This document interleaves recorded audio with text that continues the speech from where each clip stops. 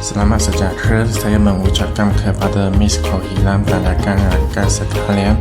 Saya cincala dan rakan-rakan saya iaitu Tan Qi Yan, Qi Long Lu, Edwin, Claysia, Wong Zitong dan Wong Jingrui akan membentangkan tentang perubahan iklim pada hari ini. Malaysia adalah sebuah negara yang unik kerana Malaysia tidak seperti negara lain mempunyai 4 musim. Malaysia hanya ada musim panas dan hujan kerana Malaysia terletak di garisan khatulistiwa. Di negara lain berlaku tanah runtuh, banjir, kemarau, hujan batu dan gempa bumi. Nasib baik di Malaysia hanya berlaku tanah runtuh, banjir dan kemarau. Pembangunan lestari merupakan konsep baru tentang pembangunan pantai komuniti atau pendekatan. Selain itu, pembangunan lestari juga merupakan teras utama pembangunan ekonomi, sosial dan budaya negara. Konsep ini menggalakkan kemajuan pantai, mengubahnya menjadi pantai pintar dan membentuk pemikiran dan gaya hidup masa depan. Maklumat pembangunan Mampam ada sekumpulan 17 maklumat. Maklumat pertama ialah tiada kemiskinan. Maklumat ini adalah untuk menematkan segala bentuk kemiskinan di seluruh dunia.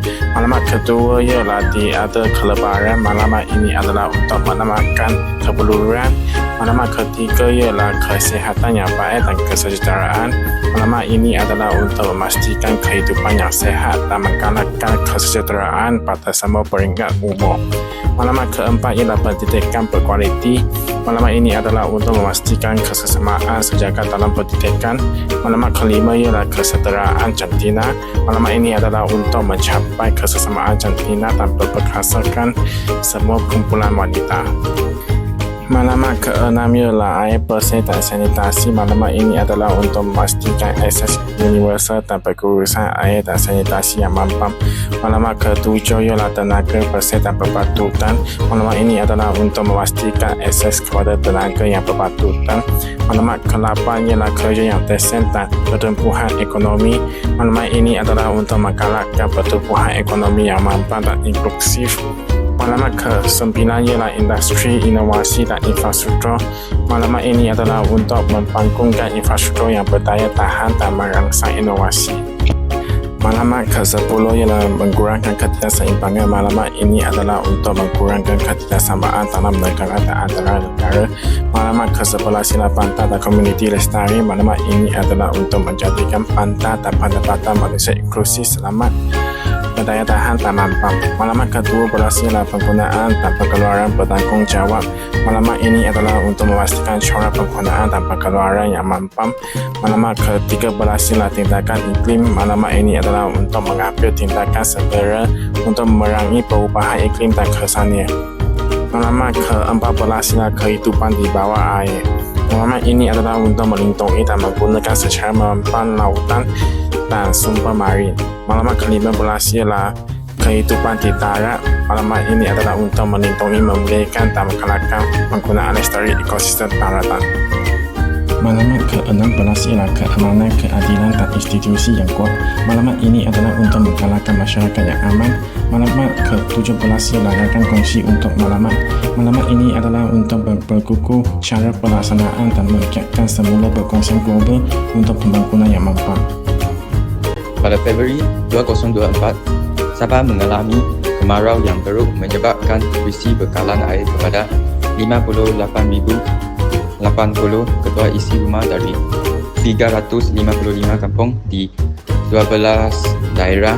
Bagi menangani masalah ini, kerajaan negeri berperuntukkan RM75 juta untuk menampung kos penghantaran air dengan kerjasama Agensi Pengurusan Bencana Negara.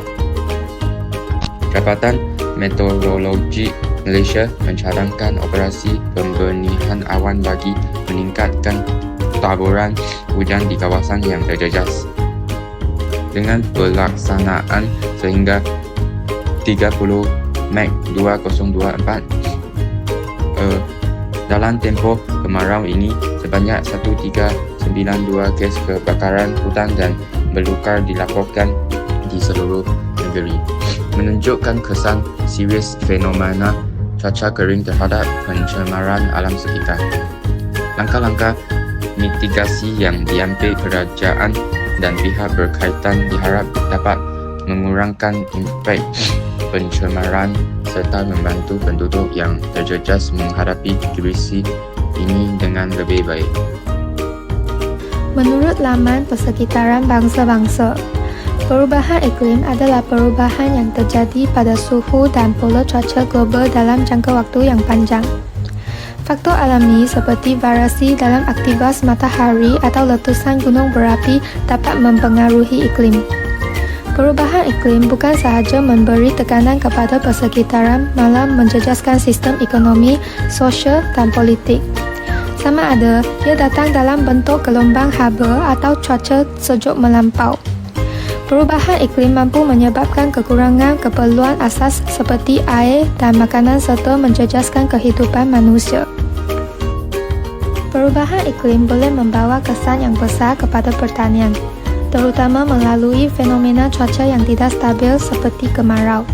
Kemarau yang panjang memberi impak yang amat besar kepada hasil pertanian kerana tanaman tidak mendapat air yang mencukupi, yang menghalang pertumbuhan mereka. Kelembapan tanah yang rendah dan kekurangan cahaya matahari mengganggu proses fotosintesis yang menjadikan pertumbuhan tanaman tidak optimal. Akibatnya, pertumbuhan tanaman tidak optimal mengurangkan hasil tanaman dan menurunkan kualiti pertanian.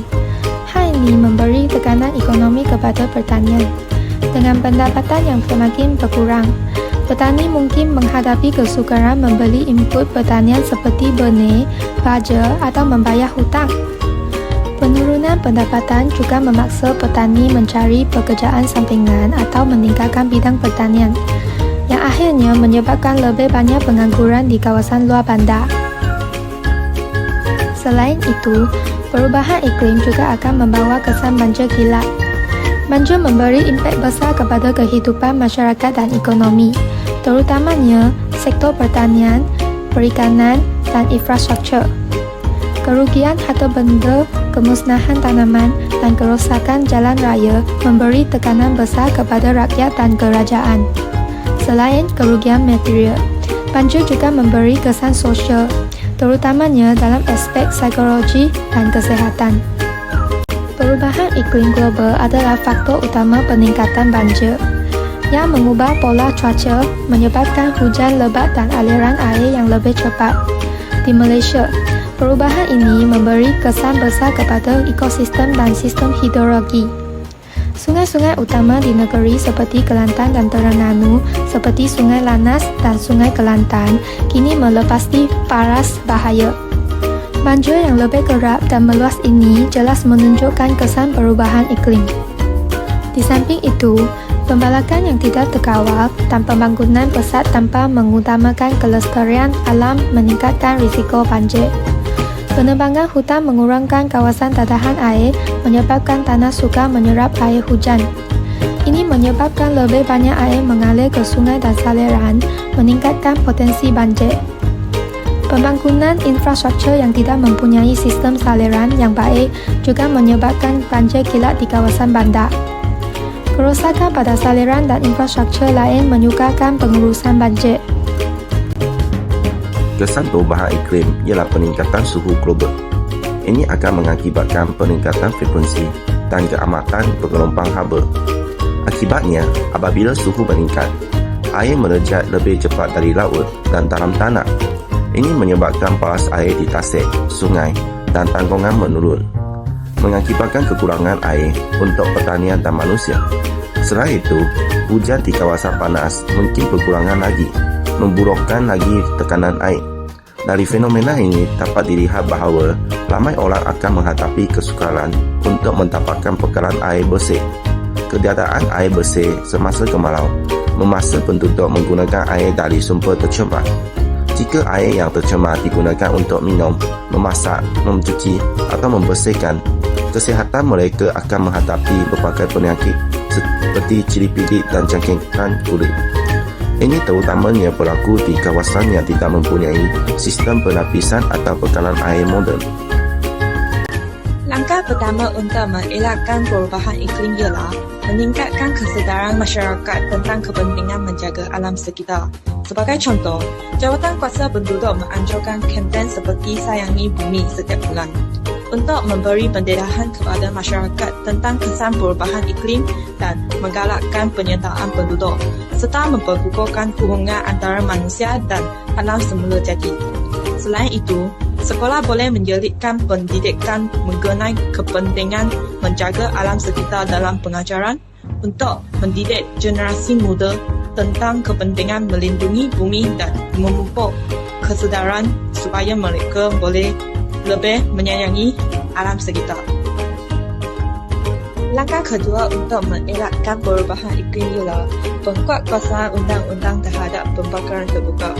Banyak orang dan kilang akan membakar sisa pertanian, sampah dan bahan kimia toksik di kawasan terbuka seperti hutan secara tidak terkawal untuk memudahkan pelupusan.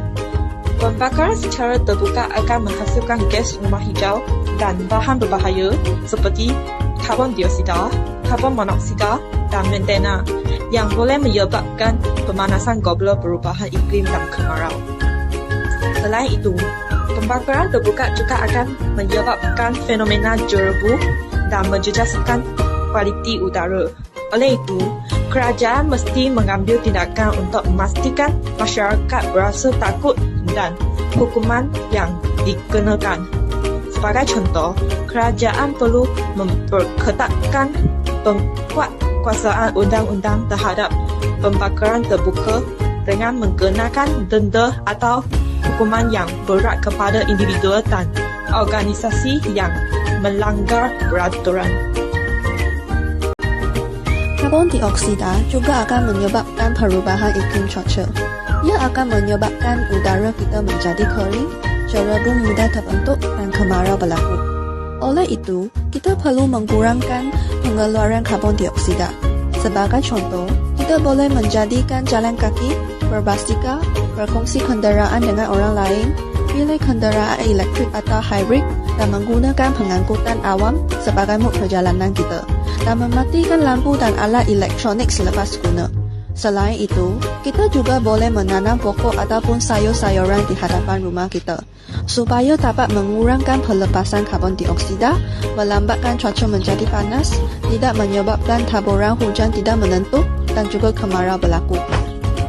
Langkah yang kita berbincang di atas dapat menolongkan kita melambatkan perubahan iklim cuaca supaya kita dan keturunan kita boleh hidup dalam persekitaran yang nyata dan bebas daripada bencana alam. Tindakan ini adalah tidak etika. Hal ini demikian kerana manusia yang tidak bertanggungjawab melakukan berbagai aktiviti yang meningkatkan pelepasan gas rumah hijau ke atmosfera. Contohnya, pembakaran sampah secara terbuka. Kesan daripada kegiatan tersebut menyebabkan gas karbon dioksida terhasil dan terbebas di udara dan seterusnya memerangkap haba. Selain itu, pembebasan gas-gas yang berbahaya secara tidak terkawal. Peningkatan gas karbon dioksida di atmosfera merupakan penyebab utama pemanasan global yang terhasil daripada pembakaran bahan aktif fosil, penggunaan minyak petrol dan pembakaran alam batu. Sehubungan dengan itu, setiap individu di dunia ini perlu memupuk semangat cinta akan alam sekitar agar bumi yang sedang sakit ini dapat dipulihkan semula. Kesimpulannya, Malaysia ialah sebuah negara yang unik. Pembangunan lestari mempunyai 17 matlamat. Kemarau di Sabah adalah salah satu kes pencemaran alam sekitar. Kes perubahan iklim seperti kemarau akan menjejaskan hasil pertanian. Banjir memberikan impak besar kepada kehidupan masyarakat dan ekonomi. Peningkatan suhu global menyebabkan paras air. Langkah untuk mengelakkan perubahan iklim ialah meningkatkan kesedaran masyarakat, penguatkuasaan undang-undang dan mengurangkan korban dioksida. Tindakan ini adalah tidak etika. Setiap individu perlu memupuk semangat cinta akan alam sekitar agar bumi dapat dipulihkan semula.